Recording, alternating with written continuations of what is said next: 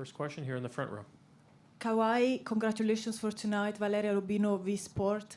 A lot of injuries on both sides after playing so many games. How do you manage to maximize your performance while playing through pain? Do you need to do something specific before as a warm-up or after the game to feel better? Yeah, for sure. You do your warm-up, get treatment before the game, off days, after the game, whatever that can help you speed your recovery up so you're able to play the next day. Next question here in the second row on the, there you go. No, one row up. Second in. Hey, Kawhi, Trista Crick, USA Today. Obviously, you guys are effective offensively, but your defense is really what obviously shined tonight. 04 Pistons come to mind, 2014 Spurs also come to mind. You were obviously with Danny on that team. Can you just describe the differences between the team in 2014 that you were on with Danny and this one, defensively?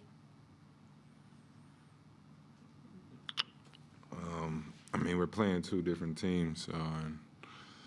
I think we're a lot younger. We could switch pretty much if Serge is in the lineup 1 through 5. And I don't know. It's hard to say. I got to watch film and see what I see. But from the most part, that's what pretty much sticks out. We're probably a little bit longer, a little bit more athletic, and able to switch like 1 through 5. Robert, towards the middle. Robert Littell, BSO. Kawhi, could you talk a little bit about that first quarter? Your teammates were struggling a little bit with their shot. You were more aggressive in that first quarter, trying to keep you guys in the game. Is that something, as kind of the leader of the team, you got a feeling that you didn't want it to get away from you on the road, and that's how you decided to come out and attack that? Yeah, and at the same time, I knew, I had faith that it was going to turn around for us. We was missing a lot of wide open shots. Obviously I was getting to my spots and shooting the ball. But like you said, as the quarter went on towards the last 4 or 5 minutes, I tried to stay as aggressive as possible, get to my spots, be confident, shoot the basketball. And, within that first quarter, I still was passing the ball. I wanted my team to still stay in a rhythm and know that I'm going to give them the ball when they're open. Davide here in the third row. Kawhi, Davide Chinellato, Gazzetta Italy. You win 3 games out of 4 against a team who is mentioned when we talk about best dynasty ever. What makes you better than them so far? It's not over yet, so I can't say that we're better. Just the key to tonight's win was pretty much, as you guys know, playing defense, and towards that second half, we started to make some shots, and we just pretty much stuck into the game, stayed in the game. Quick follow-up.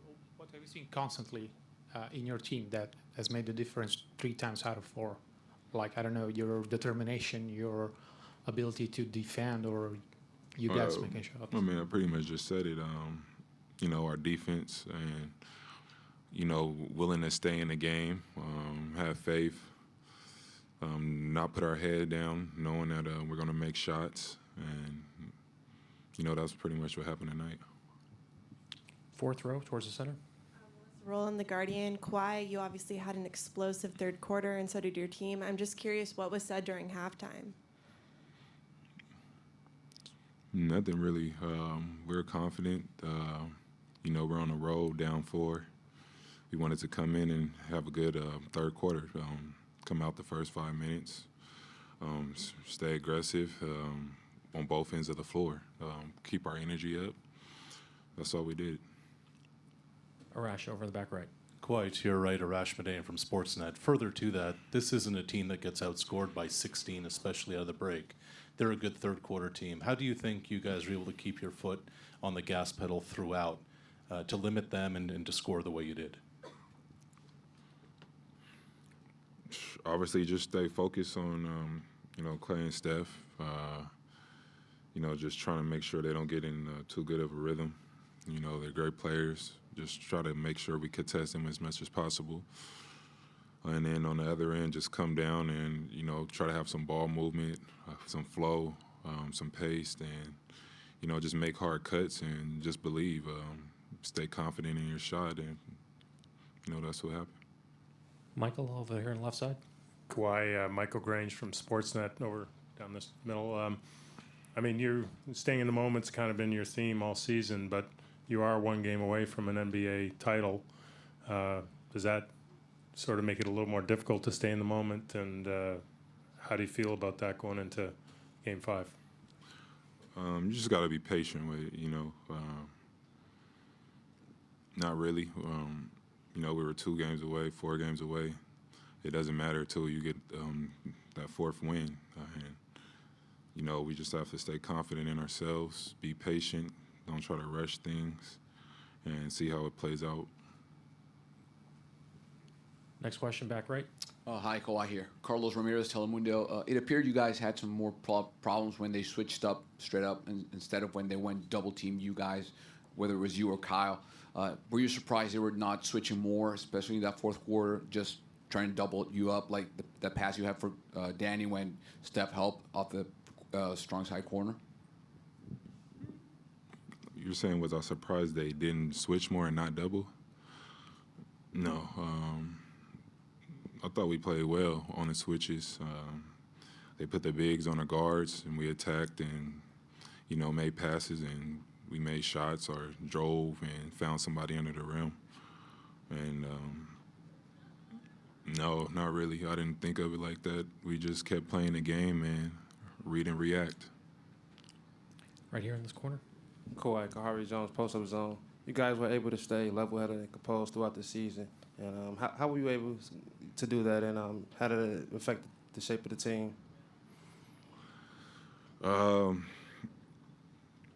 mean, just going through the season and, you know, having our ups and downs, our experiences as a team of, you know, having bad streaks of losing or winning, just, you know, within our huddle.